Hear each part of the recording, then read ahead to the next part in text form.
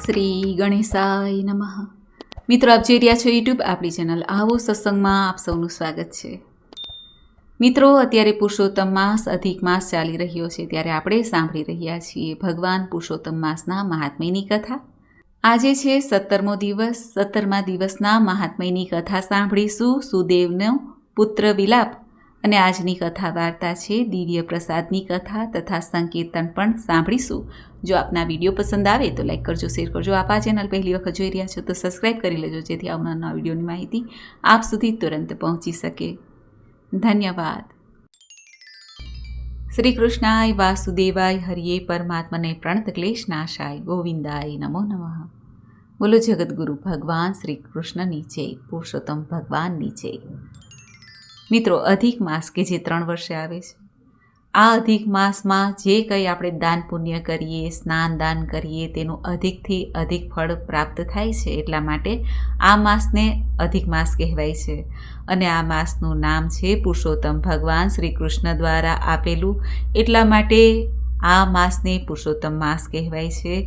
જે ભગવાને કૃપા કરીને અનાથ એવા આ માસને સનાથ કર્યા અને ઉત્તમમાં ઉત્તમ સર્વે માસોમાં સ્થાપિત કર્યા. માટે આપણે નિત્ય ભગવાનની પૂજા ઉપાસના કરીએ છીએ, કાંઠા ગોરમાની પૂજા ઉપાસના કરીએ છીએ અને આખા જીવનભરનું ભાથું બાંધીએ છીએ, જેથી જન્મ અને મૃત્યુ સાર્થક થઈ જાય અને ફરી આપણે માતાના ગર્ભમાં ન આવવું પડે. આ જીવન મૃત્યુના ચક્કરમાંથી આપણે છૂટી શકીએ, બંધનમાંથી છૂટી શકીએ. એટલા માટે આપણે પ્રભુને પ્રાર્થના કરીએ છીએ. આ પુરુષોત્તમ માસમાં ખાસ નિત્ય આપણે પ્રભુની પૂજા ઉપાસના કરીને, તુલસી દલ સમર્પિત કરીને આપણે પ્રભુને કાલાવાલા કરીએ છીએ. આજે છે પુરુષોત્તમ માસનો 17મો દિવસ. આવો આપણે સાંભળીએ પુરુષોત્તમ માસના 17મા દિવસના મહાત્મ્યની કથા, સુદેવનો પુત્ર વિલાપ. બોલો ભગવાન પુરુષોત્તમની જય. સૂત પુરાણી સોનકાદી ઋષિઓને કહે છે, હે મુનિશ્રેષ્ઠો, ગૌતમીના આશ્વાસનથી સુદેવજી શોકમુક્ત થયા અને એણે પોતાના ચિત્તને પ્રભુ ચિંતનમાં પોરવ્યું. આમ ઘણો વખત વીતી ગયો. તેનો પુત્ર 12 વર્ષનો થયો હતો. એક દિવસ દર્ભ અને સમીધ લેવા જંગલમાં તે ગયા. આ સમયે સુખદેવ પોતાના મિત્રો સાથે કૂવા પાસે રમવા લાગ્યો. બધાને તરતા આવડતું હતું, તેથી બધા કૂવામાં ઉતરીને જળ ક્રીડા કરવા લાગ્યા. તેઓ કૂવામાં સંતા કુકડી રમી રહ્યા હતા. એવામાં સુખદેવે મિત્રોને છેતરવા માટે ઊંડા જળમાં ડૂબકી મારી. ભાવીનો ભૂલાવ્યો તે કૂવાના ઊંડા જળમાં આગળ વધ્યો. અહીં તે બરાબર સપડાઈ ગયો. તેણે બહાર નીકળવા માટે ઘણો પ્રયત્ન કર્યો, પણ તે નિષ્ફળ ગયો. અંતે તે કૂવામાં ગુંગળાઈને મૃત્યુ પામ્યો. થોડા સમય સુધી રાહ જોવા છતાં સુખદેવ પાણીની સપાટી ઉપર ના આવતા તેના મિત્રો ગભરાઈ ગયા. તેઓ દોડીને તેની માતા ગૌતમી પાસે પહોંચી ગયા અને તેમને આ બનાવની જાણ કરી. આ સમયે સુદેવ પણ આવી પહોંચ્યા હતા. આ વાત સાંભળીને બંને પતિ પત્ની બેભાન જેવા થઈ ગયા. થોડી વાર પછી ભાનમાં આવતા તેઓ કૂવા તરફ દોડ્યા. બધાએ ભેગા મળીને સુખદેવના શબને કૂવામાંથી બહાર કાઢ્યું. પતિ પત્ની ચોધાર આંસુએ રડતા હતા. તેઓ પાગલ જેવા બની ગયા હતા. સુદેવ પાગલ અવસ્થામાં બોલવા લાગ્યા, હે પુત્ર, મારી સાથે તું ઘેર ચાલ. અમે તને લીધા વગર ઘેર જવાના નથી. તું કેમ સૂઈ રહ્યો છે? જલ્દી ઉઠ. તારા મિત્રો તને વેદાધ્યન કરવા બોલાવે છે. ગુરુ તને શાળાએ બોલાવે છે, માટે જલ્દી જલ્દી ઊભો થઈ જા. દીકરા, તારા વગર જીવવું નકામું છે. હે પુત્ર, કોઈ દિવસ નહીં અને આજે અમને પૂછ્યા વગર શા માટે છાનો માનો કૂવા પાસે રમવા ગયો? મારા કયા પાપની ઈશ્વરે મને સજા કરી છે? અમે તારું શું બગાડ્યું હતું? શા માટે અમારી પાસેથી અમારા પુત્ર છીનવી લીધા? હે ઈશ્વર, હે દીનદયાળ, હે દયાળુ પ્રભુ, પુત્ર વિરહના અગ્નિના તાપથી બળતા અમારું રક્ષણ કરો. હું મારી મૂર્ખાઈનું ફળ ભોગવી રહ્યો છું. મેં હઠ કરીને પુત્ર પ્રાપ્તિ કરી, તેનું જ આ પરિણામ લાગે છે. જે વસ્તુ મારા ભાગ્યમાં ન લખાયેલી હોય તે મને ક્યાંથી મળી શકે? શ્રી બૃહદ નારદીય પુરાણમાંનું પુરુષોત્તમ મહાત્મયમાંનો સુદેવનો પુત્ર વિલાપ નામનો 17મો અધ્યાય સંપૂર્ણ થાય છે. બોલો પુરુષોત્તમ ભગવાનની જય. તો મિત્રો, આપણે સાંભળ્યો શ્રી પુરુષોત્તમ માસનો 17મો અધ્યાય. હવે આજની કથા વાર્તા પણ સાંભળીએ. દિવ્ય પ્રસાદની કથા. બોલો ભગવાન શ્રી કૃષ્ણની જય. રામનગરમાં રાજા ભૈરવ રાજ કરે. જેવું નામ તેવું કામ. તે ક્રૂર અને ઘાતકી હતા. સાધારણ ગુના માટે પણ આકરી સજા કરતા. તેના દિલમાં જરા પણ રહેમ નજર ન હતી. શિકાર તેનો મુખ્ય શોખ હતો. તેણે પોતાની જિંદગીમાં કોઈ પુણ્ય કાર્ય કર્યું ન હતું. તેનું આખું જીવન પાપ ભર્યા કાર્યો કરવામાં જ જતું રહ્યું. તેની રાણીનું નામ ફૂલકુંવર હતું. સાચે તે ફૂલ જેવી સુંદર, કોમળ અને નાજુક હતી. તે ધર્મનિષ્ઠ અને દયાળુ હતી. તેનો આખો દિવસ વ્રત, જપ, તપમાં જતો. રાજા જેટલું પાપ કરે એટલું જ તે પુણ્ય કરતી. રાજા વનમાં શિકારે જાય ત્યારે રાણી પંખીને ચણ નાખે, ગાયોને ઘાસ નાખે, દીન દુખિયાને મદદ કરે. આમ કરતા રાજા ભૈરવ પ્રૌઢ થયા. શરીરની શક્તિ ધીમે ધીમે ઘટતી ગઈ. ત્યારે રાજાને પોતે કરેલ પાપના પડછાયા ડરાવવા લાગ્યા. રાજા ઊંઘમાંથી ઝબકીને જાગી જતા. કરેલ પાપ યાદ કરીને સંતાપ કરતા. રાજાને ક્યાંય ચેન પડતું નથી. તેને થવા માંડ્યું કે હજી જે થોડી ઘણી આવરદા બાકી હોય તેમાં કંઈક ભલાઈના કામ કરું તો શાંતિથી મરી શકું. ઘણા દિવસોના સંતાપ અને વિચારના અંતે તેણે નક્કી કર્યું કે આ રાજપાટ કુંવરને સોંપીને જંગલમાં જઈને ધર્મ, ધ્યાન અને તપ કરું, જેથી જીવને કંઈક શાંતિ મળે. છેવટે તેમણે વિચારને અમલી પણ બનાવ્યો. કુંવરને રાજપાટ સોંપી દીધું અને પોતે વનમાં નક્કી કર્યું જવાનું. ત્યારે તેમની સાથે તેમની રાણી પણ આવવાનો આગ્રહ કરે છે. જ્યાં પતિ ત્યાં હું, તેમ સતી નારીએ વિચાર્યું. બંને રાજમાંથી કંઈ પણ લીધા વગર ઉઘાડા પગે જ સામાન્ય વસ્ત્રો ધારણ કરીને ચાલી નીકળ્યા. વનમાં પ્રવેશતા જ એક 4 હાથવાળો મનુષ્ય તેમની સામે મળ્યો. રાજાએ તેના 4 હાથ જોઈને તે કોઈ દેવ હશે તેમ માનીને તેના પગમાં પડ્યા. રાણીએ પણ રાજાનું અનુકરણ કર્યું. રાજા બોલ્યા, હે દેવ, હું મહાપાતકી છું. પાપ કરતાં પાછું વળીને જોયું નથી.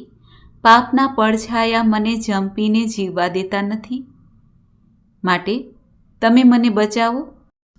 ત્યારે 4 હાથવાળો તે મનુષ્ય બોલ્યો, ભાઈ, હું કોઈ દેવ નથી. હું તો બ્રાહ્મણ છું. આગળ જતાં મારા જેવા ઘણાય 4 હાથવાળા મનુષ્ય તમને જોવા મળશે. રાજાને લાગ્યું કે આમાં કંઈક ભેદ લાગે છે. તેથી રાજાએ બ્રાહ્મણને તે જણાવવાનો આગ્રહ કર્યો. ત્યારે બ્રાહ્મણ બોલ્યા, હે રાજન, થોડા દિવસ પહેલાંની આ વાત છે. હું આ રસ્તેથી પસાર થતો હતો ત્યારે સામે દેખાતા તળાવની પાળે મેં એક 4 હાથવાળા ગોવાળને બેઠેલા જોયા. પહેલાં તો હું ડરી ગયો. પછી હિંમત કરીને એની પાસે ગયો અને એના 4 હાથ વિશે પૃચ્છા કરી.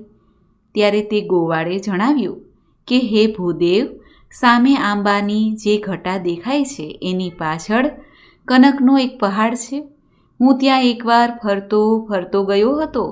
ત્યાં મેં મારા જેવા ગોવાળને જોયા જેના 4 હાથ હતા. હું તેની સામે જિજ્ઞાસાથી તાકી રહ્યો. ત્યારે તે મારી પાસે આવીને મારા હાથ પકડીને મને કનકના પહાડ ઉપર લઈ ગયા. ત્યાં ભગવાન પુરુષોત્તમ રાયનું મંદિર હતું. આ મંદિરનો પ્રસાદ જે જમે તે 4 હાથવાળો થઈ જાય. મેં પ્રસાદ લીધો એટલે હું પણ 4 હાથવાળો થઈ ગયો. આ રીતે તે ગોવાળે મને મંદિરમાં લઈ જઈને પ્રસાદ જમાડ્યો. ત્યારથી મારા પણ આ 4 હાથ થવા પામ્યા હતા. આ સાંભળીને રાજા આજીજી કરવા લાગ્યા અને કહેવા લાગ્યા, હે ભૂદેવ, મને પણ તે કનકના પહાડ ઉપર લઈ જાઓ ને. કદાચ ત્યાં મારા પાપનો ભાર હળવો થાય. બ્રાહ્મણ રાજા રાણીને લઈને આંબાની ઘટા આગળ આવ્યા. પણ રાજાને ત્યાં ક્યાંય કનકનો પહાડ દેખાયો નહીં. કનકનો પહાડ ન દેખાતા રાજા નિરાશ થયા. ત્યારે બ્રાહ્મણ બોલ્યા, હે રાજન, એ કનકના પહાડના દર્શન તો પુણ્યશાળી આત્મા કરી શકે છે.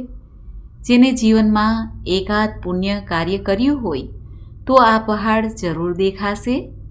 આ સાંભળીને રાજા નિરાસ્વદને બોલ્યા, હે બ્રહ્મણ, તમારી વાત સાચી છે. મેં આખું જીવન નર્યા પાપ કર્યા છે. એ પાપ હવે પુણ્યના અવસર ઉપર આડાવીને ઊભા છે. આ પાપના બળે એવો કોઈ રસ્તો તમારા ધ્યાનમાં હોય તો બતાવો. તમે કહેશો તેમ હું કરીશ. રાજાને પશ્ચાતાપ કરતા જોઈને બ્રાહ્મણદેવ બોલ્યા, હે રાજન, તમારા સદભાગ્યે અત્યારે પુરુષોત્તમ માસ ચાલુ છે. છેલ્લા 8 દિવસ બાકી છે. અહીં 5 જણ બેસીને ઉપવાસ કરીને પુરુષોત્તમ ભગવાનના ગુણગાન ગાય તો ચોક્કસ કનકના પહાડના દર્શન થશે. રાજાને ગમે તેમ કરીને કનકના પહાડના દર્શન કરવા જ હતા. તેથી તે ઝડપથી બોલ્યા, હું હમણાં જ મારા નગરમાંથી 5 જણને લઈ આવું છું. એ 5યને ઉપવાસ કરાવીશ, ભગવાનના ગુણગાન ગવડાવીશ, પછી તો મને કનકનો પહાડ દેખાશે ને. ત્યારે બ્રાહ્મણદેવ હસીને બોલ્યા, હે રાજન, આમ પુણ્ય ન થાય. જો કનકના પહાડના દર્શન કરવા હોય તો જાતે ઉપવાસ કરવો પડે અને જાતે જ એનું ફળ મળે છે. સહન કર્યા વગર, કષ્ટ ભોગવ્યા વગર ભગવાન પણ દર્શન દેતા નથી. ત્યારે રાજા બોલ્યા, પણ ભૂદેવ, તમે તો 5 જણની વાત કરો છો, બીજા 4 જણ હું ક્યાંથી લાવું? ત્યારે બ્રાહ્મણદેવ બોલ્યા, હે રાજન, તમે તમારા નગરમાં જાઓ અને તમારા પ્રધાન નગર શેઠને બોલાવીને લાવો. 3જા તમે, 4થા રાણી અને 5મો હું. આમ 5 જણ બેસીને ઉપવાસ કરીશું, પુરુષોત્તમ ભગવાનના ગુણગાન ગાઈશું. તો તેના પુણ્યના પ્રતાપે આપણે બધાને કનકના પહાડના દર્શન થશે અને પુરુષોત્તમ ભગવાનના મંદિરમાં જઈને દિવ્ય પ્રસાદનો લાભ મળશે. રાજા તો રાણીને ત્યાં બેસાડીને તરત નગરમાં ગયા. નગર શેઠને લાવ્યા અને પ્રધાનને પણ લાવ્યા અને પાછા ફર્યા. 5ય જણા સ્નાન કરીને ઉપવાસમાં બેઠા. 5યમાંથી કોઈ પણ ફળ ફૂલ લેતા નથી, ફક્ત જળ જ ગ્રહણ કરે છે. 5ય પુરુષોત્તમ ભગવાનના રાત દિવસ ગુણગાન ગાય છે. આમ કરતાં કરતાં 8 દિવસ વીતી ગયા. 9મા દિવસની સવારે કનકના પહાડના દર્શન થતાં જ રાજાની આંખમાંથી અશ્રુ આવી ગયા. 5યને આનંદનો પાર નથી. 8 દિવસના ઉપવાસના લીધે તેઓ લથડતા પગે પહાડ ઉપર ચઢ્યા. શિખર ઉપર સ્વયં પુરુષોત્તમ ભગવાન ઊભા હતા. 5ય ભગવાનના ચરણોમાં ઢળી પડ્યા. ભગવાને 5યને પ્રસાદ આપ્યો. પ્રસાદ ખાતા જ બધા ચતુર્ભુજ રૂપધારી બની ગયા. બધા એકી અવાજે બોલી ઉઠ્યા, હે પુરુષોત્તમ ભગવાન, અમને ચતુર્ભુજ થવું નથી. અમને બધાને તમારા વૈકુંઠમાં સ્થાન આપો. ત્યારે ભગવાન બોલ્યા, તથાસ્તુ, એમ જ થાવ. અચાનક વૈકુંઠમાંથી વિમાન આવ્યું અને 5ય જણા તે વિમાનમાં બેસીને વૈકુંઠ ધામ પહોંચી ગયા. હે પુરુષોત્તમ ભગવાન, તમે જેવા રાજા રાણીને ફળ્યા તેવા આપનું વ્રત કરનાર, કથા કહેનાર, કથા સાંભળનાર સૌને ફળજો. બોલો પુરુષોત્તમ ભગવાનની જય. તો મિત્રો, આપણે સાંભળ્યો પુરુષોત્તમ માસનો 17મો અધ્યાય અને તેના મહાત્મ્યની કથા વાર્તા. મને આશા છે કે આપને આ વિડીયો જરૂર પસંદ આવ્યો હશે. હવે સાંભળીએ આજનું સંકીર્તન. બોલો ભગવાન શ્રી કૃષ્ણની જય. अब सौंप दिया इस जीवन का सब पार तुम्हारे हाथों में, हे जीत तुम्हारे हाथों में और हार तुम्हारे हाथों में. अब सौंप दिया इस जीवन का सब भार तुम्हारे हाथों में. मेरा निश्चय बस एक यही, एक बार तुम्हें पा जाऊं मैं. अर्पण कर दूं दुनिया भर का सब प्यार तुम्हारे हाथों में. अब सौंप दिया इस जीवन का सब भार तुम्हारे हाथों में. जो जग में रहूं तो ऐसे रहूं, जो जल में कमल का फूल रहे। मेरे सब गुण दोष समर्पित हो, करतार तुम्हारे हाथों में। अब सौंप दिया इस जीवन का सब भार तुम्हारे हाथों में।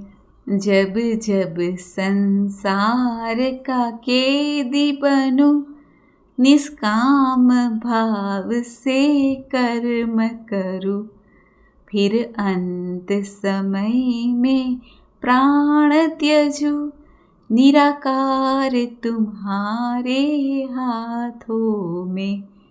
अब सौंप दिया इस जीवन का सब भार तुम्हारे हाथों में। मुझ में तुझ में सब भेद यहीं, मैं नर हूँ तुम नारायण हो। मैं हूँ संसार के हाथों में, संसार तुम्हारे हाथों में। अब सौंप दिया इस जीवन का सब भार तुम्हारे हाथों में। है जीत तुम्हारे हाथों में, और हार तुम्हारे हाथों में। अब सौंप दिया इस जीवन का सब भार तुम्हारे हाथों में। हे પ્રભુ, મારું સર્વસ્વ આપના હાથમાં છે. હું સંસારના હાથમાં છું અને આ સંસાર આપના હાથમાં છે. હે નાથ, હું આપની શરણમાં છું. મારી લાજ રાખજો. બોલો પુરુષોત્તમ ભગવાનની જય. મિત્રો, મને સાંભળવા માટે ધન્યવાદ. આપ સૌને મારા જય શ્રી કૃષ્ણ.